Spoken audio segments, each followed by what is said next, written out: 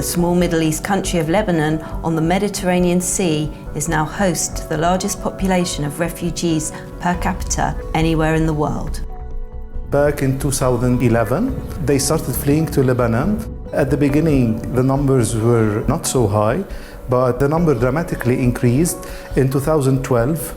The Lebanese government estimates there are 1.5 million Syrian refugees in a country with a resident population of just 4 million. We are still receiving, on a daily basis, newcomers. Refugees live in the Lebanese Bekaa Valley, the main passageway between Lebanon's capital Beirut and Damascus in Syria. 70% of refugees in Bekaa live below the poverty line. With Lebanon at the forefront of one of the worst humanitarian crises of our time and stretched to its limits, the United Nations and international humanitarian aid agencies are providing considerable support to the country. Some people are living in urban areas, but here in Bekaa, a lot of people, they rented private lands and they have established informal tented settlement. And we're trying to support them. In 2013, Hajar, a mother of 4, fled her hometown of Al-Qazair under heavy shelling. Her town was under siege and her husband went to the market to buy bread for the family. He never returned. The rest of the family walked across the mountains on foot to reach Bekaa. مثل الواحد لما يكون قاعد ببيت معمر خالص ومخلص مثل لما قاعد ببراكي طبعا كثير بيبين على وجه الولد. عندي بنتي هاي مرضت العام السنة اللي مرضت حطيت عليها كل شيء مصاري أخذتها على المشفيات ما في مشفى فوتها مشفى ما فوتها من الباب بيقولوا لي هذا المرض بيعدي بعديها من هون شفيت هلا بس جسمها كله لسه عم نقر. International aid agencies like World Vision are providing assistance and basic services to families like Hajar's. We're providing potable water, toilets, and also we're promoting hygiene sessions just to avoid any outbreak. The situation here is really difficult. Even the Lebanese, they don't have an access to the water, to clean water and sanitation. So there is always a need. Nobody can not use water. We always aiming to have more boreholes, more investment in the water sector to support the Syrians and Lebanese together.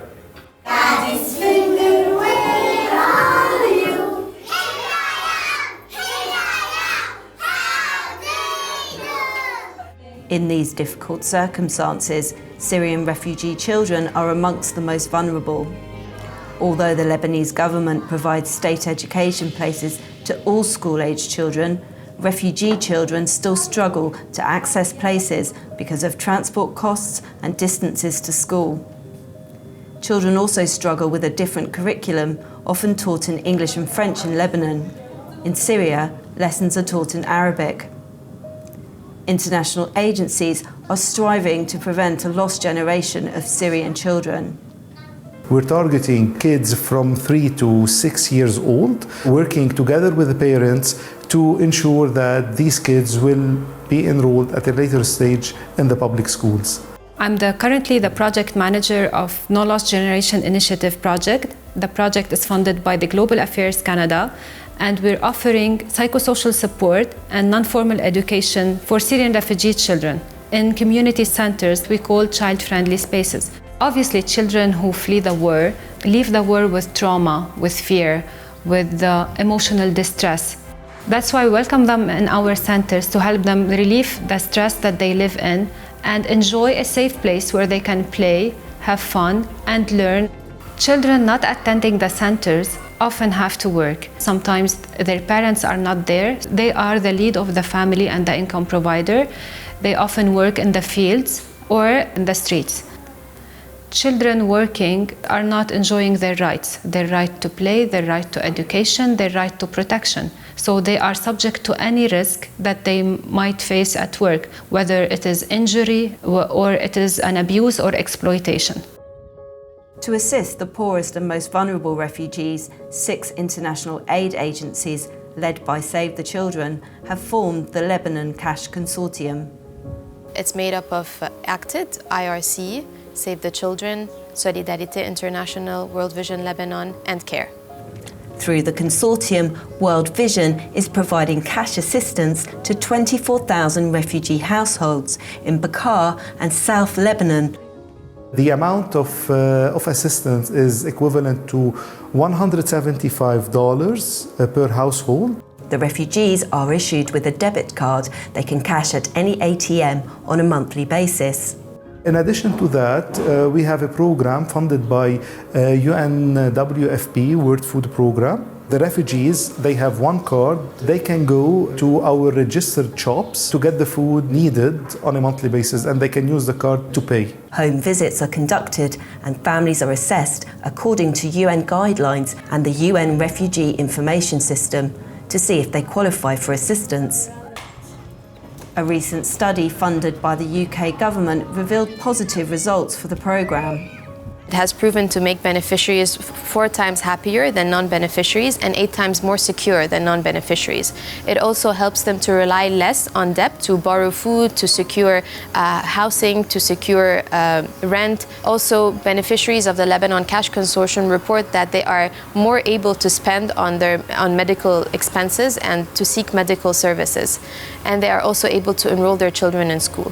Syrian refugees at the end of the day know more about their needs than we could ever know as humanitarian agencies. And we need to give them their rights back in terms of determining for themselves, by themselves, what they feel their most basic needs are. The Lebanon Cash Consortium, or LCC, is also proving to be a more efficient way for the aid agencies to work together. This consortium is enabling us to properly do the targeting, do a proper follow-up on our beneficiaries. Especially in this chaotic status, LCC is becoming one of the success stories on how to manage the refugee crisis here. For women like Hajar, the LCC is a lifeline. يعني مثل إيجار أرض، أدفع إيجار البراكية وأدفع إيجار الكهرباء. صرت أقدر أدفع إيجار الكهرباء، إيجار الأرض.